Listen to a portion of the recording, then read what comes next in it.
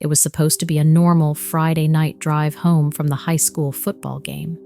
But for two small-town Kansas teenagers, that drive would turn into a terrifying encounter with the unknown, an experience that would forever change the way they saw the world around them. This is the chilling, true story of Mark and Samantha's face-to-face meeting with a mysterious creature on a lonely country road. What they saw that night has remained a closely guarded secret, until now. It was a cool, crisp autumn night in early October in rural Kansas. Mark and his friend Samantha were driving along a winding country road, the headlights of their old pickup truck illuminating the darkness ahead of them.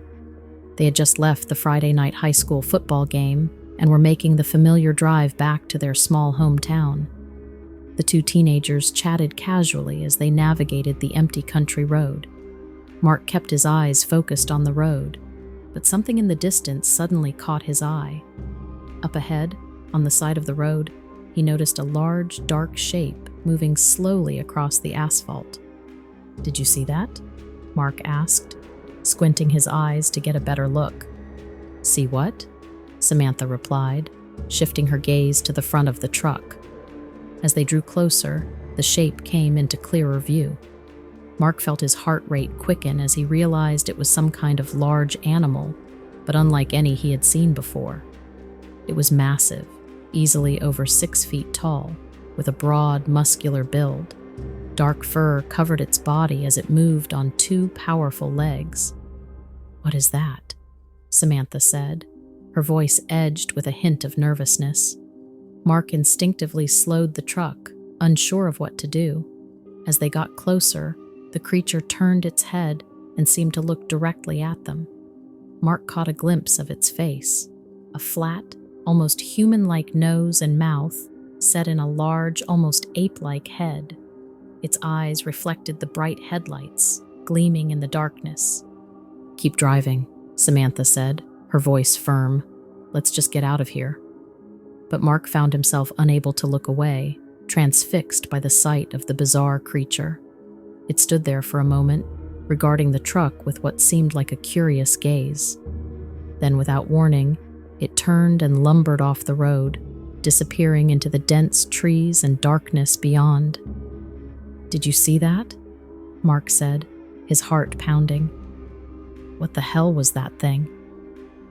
Samantha was silent for a moment, her eyes wide with a mix of fascination and fear. "I've never seen anything like it before," she finally said. "It looked, I don't know, almost human-like, but not at the same time." They drove the rest of the way home in stunned silence, neither one of them quite sure what to make of the strange encounter they had just witnessed. Mark couldn't shake the image of the creature's face, the way it had seemed to stare directly at them. What was it? Where had it come from? And more importantly, what was it doing out here in the middle of nowhere? As they pulled into Samantha's driveway, she turned to Mark, her brow furrowed with concern. "We should probably tell someone about this, don't you think? I mean, what if it's some kind of dangerous animal?" Mark hesitated, knowing that if they reported what they had seen, they risked being labeled as crazy or not being believed. "I don't know," he said. "Maybe we should just keep it to ourselves for now. I mean, who's going to believe us, right?" Samantha nodded reluctantly, understanding his apprehension. "Okay, but if we see it again, I think we should call the police or something. That thing was huge, and I don't know if I want to run into it out on that road alone." Mark agreed, and they both headed inside, the memory of the strange, unsettling encounter still fresh in their minds. As he lay in bed later that night, Mark couldn't shake the feeling that they had stumbled upon something far more mysterious and unsettling than they could have ever imagined. The next day, Mark and Samantha discussed the incident again, trying to make sense of what they had seen. They searched the internet for any mention of similar creatures, but came up empty-handed. The only thing they could find were vague references to Bigfoot or Sasquatch sightings, but nothing that seemed to match the specific details of what they had encountered.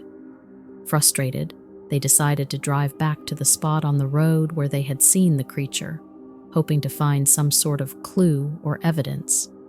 As they approached the area, Mark slowed the truck, scanning the trees and underbrush for any sign of the mysterious being. Suddenly, Samantha let out a gasp. "Mark, look," she said, pointing to the side of the road. There, partially obscured by the foliage, were a series of large, distinct footprints pressed into the soft soil.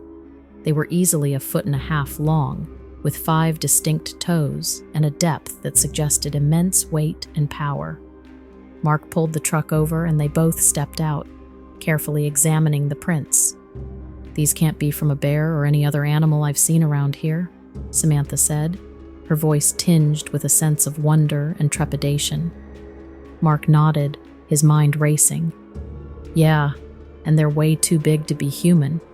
Whatever made these, it's not something you'd want to run into out here alone." They took a few photos of the prints with their phones, hoping to have some tangible proof of their encounter. As they stood there, Mark couldn't help but feel a sense of unease, like they were being watched. He scanned the tree line, half expecting to see the hulking figure of the creature emerge from the shadows. But there was nothing, just the eerie silence of the countryside, punctuated only by the occasional rustling of leaves in the cool autumn breeze. Shaken, they quickly got back in the truck and headed home, their minds racing with questions and theories about what they had seen. Was it some kind of undiscovered species of large primate? A creature from folklore and urban legend made real? Or something else entirely? Something far more mysterious and unsettling? As the days passed, Mark and Samantha debated whether or not to share their story with the authorities or the local media. They were torn. On one hand, they knew that no one would likely believe them, and they didn't want to be ridiculed or labeled as crazy. But on the other hand, the more they thought about it, the more they felt that what they had witnessed was something significant, something that deserved to be investigated further. In the end, they decided to keep the information to themselves, at least for the time being. They continued to search the internet and local news for any similar sightings or reports, but found nothing. The strange encounter on the country road seemed to be an isolated incident, a bizarre anomaly in the otherwise quiet and uneventful landscape of rural Kansas. But the memory of that night and the haunting image of the massive furry creature staring back at them remained etched in their minds. Mark and Samantha knew that they had stumbled upon something extraordinary, something that challenged their understanding of the world around them. And they couldn't help but wonder, what else might be out there, lurking in the shadows, waiting to be discovered?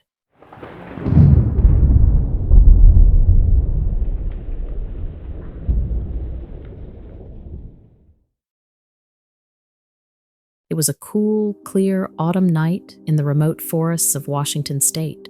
Officer John Walters had been patrolling a rural stretch of highway for several hours, keeping an eye out for any suspicious activity.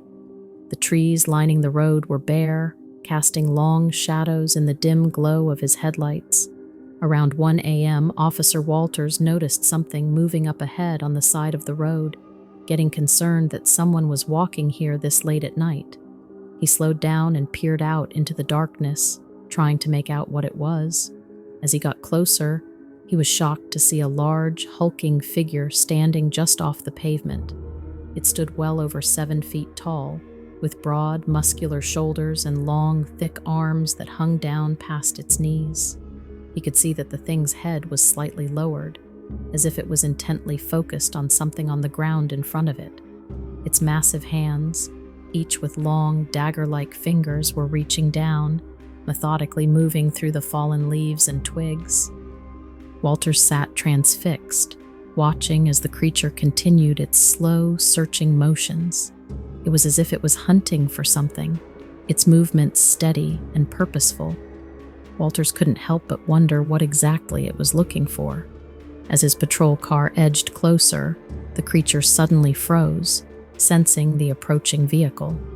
Slowly, it turned its head, the movement jerky and unnatural, Walters felt his breath catch in his throat as the creature's profile came into view. Its face was flat and almost ape-like, but the rest of the features were obscured in shadow. Walter's heart began to race as he slowly reached for his radio, keeping his eyes locked on the unnatural being. "Dispatch, this is Officer Walters. I've got a 1033 on Highway 101. There was a crackle of static before the dispatcher responded. "Copy that, Officer Walters. Backup is en route. Over." Walters carefully opened his car door, his hand hovering near his holstered weapon. "This is the police. I need you to step away from the road and keep your hands where I can see them." The creature let out deep sound that convinced Walters that this was not human. It then took a few steps towards the patrol car, its heavy footfalls shaking the ground. Walters took a deep breath and tried to steady his nerves. Not knowing what else to say, he yelled, "I'm ordering you to stop and get to the ground." But obviously, the creature ignored his commands, continuing to advance. Walters drew his gun, his hands trembling slightly. The creature suddenly turned and lumbered back into the thick forest, disappearing into the shadows. Walters stood there, waiting intensely for backup to arrive, wondering what on earth he had just encountered. As the minutes ticked by, his eyes scanned the dark woods for any sign of movement. The sounds of the forest, the hooting of owls, the rustling of leaves, only heightened his senses, making him jump at every small noise. Finally, the flashing lights of another police car appeared down the road. Walters flagged it down, relief washing over him as his fellow officer, Deputy Johnson, stepped out of the vehicle. "What's going on, John?" Johnson asked, hand resting on his holster as he approached. Walters took a deep breath, trying to collect his thoughts. "I was driving down the highway and I saw something, some kind of creature standing by the side of the road." Johnson raised an eyebrow skeptically. "A creature? What do you mean?" "I don't know what it was," Walters said, shaking his head. "It was huge, with long arms and a flat ape-like face, and it had these crazy eyes." He paused, the memory of them still vivid in his mind. Its eyes were like nothing I've ever seen before. Johnson stared at him for a moment, then let out a nervous chuckle. "Come on, John, you're pulling my leg, right?" Walters frowned. "I'm telling you, Johnson, this thing, it wasn't natural. It let out this horrible sound, and then it started coming towards me." Johnson's smile faded as he studied his partner's serious expression. "And what happened then?" "I drew my weapon and ordered it to stop," Walters said, "but it just ignored me and kept coming. I was about to take action when it suddenly turned and ran back into the woods." The two officers stood in silence for a moment, the only sound the rustling of the trees in the light breeze. Finally, Johnson spoke up, his voice uncertain. "So what, you're saying this thing was some kind of, I don't know, some kind of monster?" Walters nodded slowly. "That's exactly what I'm saying, and I have a feeling it's still out there, somewhere, and I hope it's not watching us." The two officers exchanged a nervous glance, suddenly very aware of the forest that surrounded them. Neither of them was eager to venture in and search for the strange creature, but they knew they couldn't just leave it out there, either. "Well," Johnson said finally, "I guess we'd better call for some additional backup and see if we can't find this thing." Walters nodded, his hand instinctively moving towards his holster. "Yeah, let's do it." With backup on the way, Officer Walters and Deputy Johnson cautiously approached the edge of the dark forest, their flashlights cutting through the thick shadows. "You really think this thing is still out here?" Johnson whispered, his voice tense. Walters nodded grimly. "I saw the way it moved, Johnson. This wasn't some bear or mountain lion. Whatever that creature was, it's not something I want to tangle with alone." The two officers carefully made their way into the woods, their eyes scanning the area for any sign of the mysterious being. The forest was eerily quiet, with only the occasional hoot of an owl or the rustling of leaves disturbing the silence. After several minutes of tense searching, Walters suddenly paused, shining his flashlight on the ground. "Hey, look at this." Johnson hurried over, his own light illuminating a series of massive footprints in the soft earth. Each print was easily a foot long, with deep impressions where the creature's toes had dug into the ground. "What the hell?" Johnson breathed, bending down to get a closer look. "These things are huge. You sure you didn't just see a bear or something?" Walters shook his head. "Bears don't leave prints like that, and they definitely don't stand upright and stare you down with glowing red eyes." He straightened up, his expression grim. "We're dealing with something else out here, Johnson. Something not from around here." The two officers followed the trail of massive footprints, their senses on high alert. As they moved deeper into the forest, the undergrowth became thicker, making it harder to see more than a few feet ahead. Suddenly, Walters stopped dead in his tracks, his light falling on a strange object lying on the ground. "What the—" Johnson peered over Walters' shoulder, his brow furrowed. "What is that?" Walters bent down, carefully examining the peculiar object. It was a small collection of bones, all clustered together in a strange, almost deliberate arrangement. As he brushed away the leaves and twigs, he could see that the bones were small and delicate. "This isn't right," Walters murmured, his fingers gently tracing over the intricate pattern of the bones. "These aren't from a deer or a raccoon that laid down and died. They're too organized." Johnson's eyes widened as he realized what Walters was suggesting. You think someone put these here? On purpose?" Walters nodded grimly. "That's exactly what I think."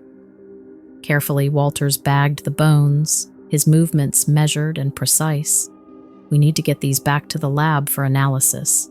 Maybe they can tell us what kind of creature we're dealing with."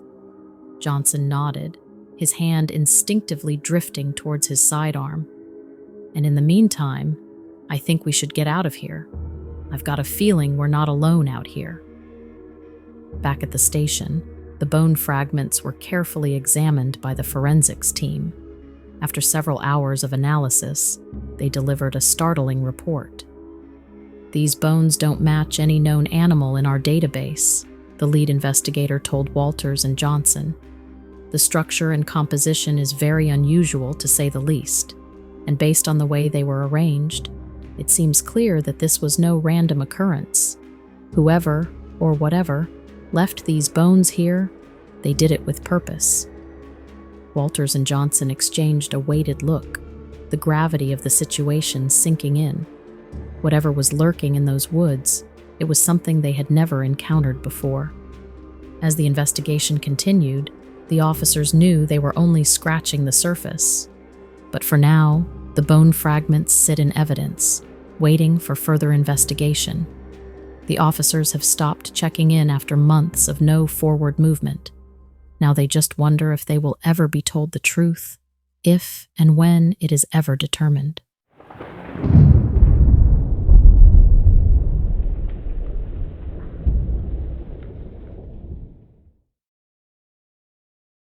This happened to me in the summer of 2015. It was the time I decided to visit Harriman State Park. If you're not familiar with the area, it's located in the Rockland and Orange counties of New York. Harriman State Park has an insane number of beautiful trails and a grand total of 31 lakes. It wasn't too far from my home and seemed the perfect vacation spot. So there I was, one fine day in July, heading to Harriman for a solo hiking adventure. The path I took was not one recommended for the average hiker. Dense and only made navigable by my new axe. To say I was out in the bush was an understatement. Canopies of ancient woods covered the sun. It's not very often you find spots of nature completely undisturbed by man. The initial moments were serene, hiking and birdwatching. Every once in a while, a red fox or a white-tailed deer would stroll into the clearing. Then things started to get a bit weird. I came across a disturbing set of scratches on the tree trunks. They were deep and far larger than any New York bear. The rustling in the bushes nearby was no longer confined to small critters. I felt disorientated. You familiarize yourself with the sounds of the forest, but these noises were different. The distinct aroma of damp earth mixed with the heady scent of pine trees was gradually replaced with an antagonizing stench. It was a foul, distressing smell that reminded me of the wet garbage in New York alleyways, only amplified. It was even more disturbing as it would come in waves, growing strong and then fading away as if carried on the wind. Now, I'm not easily spooked, but these changes left me on edge. I felt the unfriendly eyes on me, an unknown dread creeping up from the back of my mind. Yet I decided to stay, to not let fear rule my instincts. I ran into a heavy rainstorm out of nowhere and took shelter inside a small alcove in the woods. That is when things changed dramatically. The rain drummed on the leaves and the forest went quiet. Behind the rhythmic sound of raindrops, there was something else, a different note, crunching of leaves, but not the kind a small animal would make. It was slower, deliberate. Suddenly, the air turned more foul, the stench now suffocating me in the confined space. My heart started pounding, instincts taking over as I slowly reached for the gun I was carrying. Broken twigs and glimpses of an unfathomably large figure in the corner of my eyes suggested a frantic movement around the perimeter of my makeshift campsite. A low, guttural growl echoed around the secluded forest. It didn't sound like any animal that I had heard before. This was not some bear. Of that, I was sure. I swear I saw these reflecting yellow eyes in the shadows, piercing, resolute, and staring right at me. It was dizzying. They glowed with intelligence and something much more menacing. The next instant, a force hit one side of the alcove, making me drop the gun, pushing me to the ground. As I scrambled to get behind a tree, I got a closer look at the creature. It was a real, live monster, a grotesque parody of a human form. It stood tall on two legs, no fur to cushion the imagery of the sharp, muscular form. Its skin was a greenish hue and appeared to be covered in scales that shone in the low light around me. It had the face of a lizard, or maybe even a dinosaur. I wasn't quite sure what I was looking at, but I knew it was something that doesn't belong in this world. With a noise that only could be described as a furious roar, it slammed into the tree I was hiding behind, instantly snapping the tall pine trunk in half. As I fell back, my leg hit something in the broken foliage. My gun. With adrenaline pumping, I grabbed it, rolling sideways just in time as the creature charged again. Managing to get some distance, I took a desperate shot. I'm not sure if it hit, but the loud noise in the otherwise quiet forest startled it, affording me a momentary relief. Driven by this primal fear, I started running, the roar of the creature echoing behind. Not knowing which way to go, I ran for my life, my heart threatening to jump out of my ribcage. I don't know how long I ran until I collapsed, drenched and panting, on the bank of what I figured was Lake Kanawaki. After ensuring the creature was not following me, I managed to make my way back to the safety of the park's main area. The next day, I organized a search of the area with some park rangers. We found my devastated campsite, the broken pine, large footprints in the mud, and scratches on the trees, but no sign of the creature. I'm not sure they entirely believed my story, but there was no denying the tracks on the ground. They were three-toed and bore a striking resemblance to those of dinosaurs. I could tell they thought I was faking it, that the whole thing was a setup, because what other explanation could there be? If it was real, then that means there are creatures out there in the wilderness that are far beyond our current comprehension of the world. And I think that isn't a thought most people want to confront.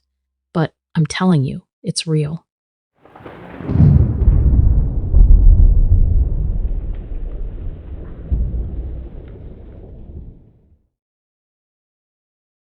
This happened a while ago, and it changed my life. It even changed how I view the world, I guess. I've told a few people, and they usually look at me like I'm crazy until I show them the side of my abdomen.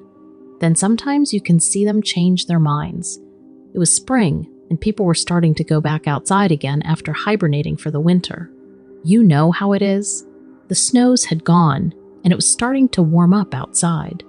I decided to barbecue that night, steak with baked potatoes, and we ate out on the deck. After a long winter, it was great to be able to do that again. It was still getting dark pretty early and it was still colder at night, but I just wanted to stay out as long as possible. I got a cigar and started to smoke out on the deck. I'm not allowed to smoke it in the house. So I'm enjoying being outdoors when I see this incredibly bright and bluish light coming from the woods behind my house. At first, I thought maybe it was a construction crew, that they were working on the park that's about a mile away. But I didn't hear anything and it seemed too bright to be coming from a truck or something. Well, I got curious and started to walk into the woods. The woods line up with the backyards of everyone on my street, so I wasn't too far from people as I walked. A mile or so in and to the north, there's a park. To the south is a pond. And to the west is a nature center. They've had construction there before, especially around the park. It was around 7:30 p.m., so it was late to be working, but not too late that they might be setting something up for the next day. The light turned off after about 15 minutes. I stood there and thought about going back home, but soon the light came back on again. This time, it seemed brighter and whiter, so I kept walking. I started to feel odd, though. As I was getting closer, it felt like ants were crawling all over my body. So I rubbed my jeans, thinking I'd be knocking them off, and it worked for a bit. But the feeling kept coming back, and eventually, it hit my arms as well. I'd rub my arms, then my legs, and kept walking. Eventually, the feeling went away. As I got closer, the light just seemed to be getting brighter and brighter. I thought maybe they were powerful fog lights or something, but then it got so bright that it just didn't seem right. The light was definitely coming from near the park, and I felt like if I just walked over the small hill in front of me, I'd be able to see what was going on. When I got near the top of the hill, though, something inside of me started to panic. I felt really strange, and it felt like my legs wouldn't move anymore.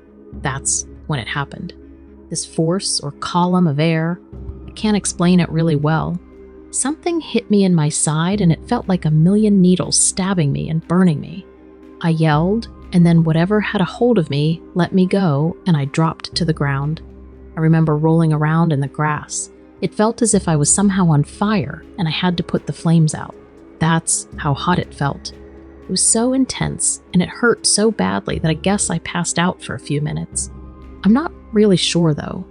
I remember laying on the grass and opening my eyes and then staring up at the sky and trees around me. Then something flashed above me just for a second, but it burned my eyes to look at it. I couldn't see anything for a few minutes, but eventually my eye adjusted back to the darkness of the woods. I got up, and I was dizzy and a little sick, but I managed to walk back up the hill. I get to the other side, and there's nothing there. No machinery, no lights, no sign of anything happening. I didn't believe it. I looked around and saw nothing but an empty park. I walked back through the woods and went home. Eventually, the dizziness and nausea went away. When I break through the tree line, though, back into my backyard, I see a mess of cops waiting for me, and they're standing there with my wife. I don't know what the heck is going on now. It turns out that apparently I had been gone for 3 hours. My wife couldn't find me and didn't know what else to do. She had come outside and couldn't find me anywhere, and so she called the police. The police asked me a bunch of questions, and I didn't really know how to answer them. How do you explain yourself after seeing what I saw? It was the side of my torso that gave me away. My wife goes to hug me, and I cringe from pain. That's when I noticed that my clothes were fine. No marks on them at all. Nothing was burned or messed up in any way. We go inside to the kitchen, and my wife lifts my shirt to see what's the matter.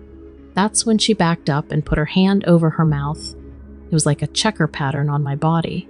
The lines were white, and the checkered parts were red and burnt all over the side of my abdomen, from my armpit all the way down to the very top of my hip, just one side. I felt like an idiot telling the police I have no idea how it got there. I literally felt like I was lying to them. So I broke down, and that's when I just let out the whole story. I told them everything. While I told it, my wife applied a burn cream we had for sunburns and gently applied it to my side. The police seemed to write everything down, but they kept shooting looks at each other. I don't know what happened to me. The burns healed mostly, but there's still a slight scar in the pattern of the burns. You can see it in good light. We moved a few months after. My wife said she just couldn't stay in that house anymore. I can't say that I blame her, and I'm actually happy that she wanted out of there too.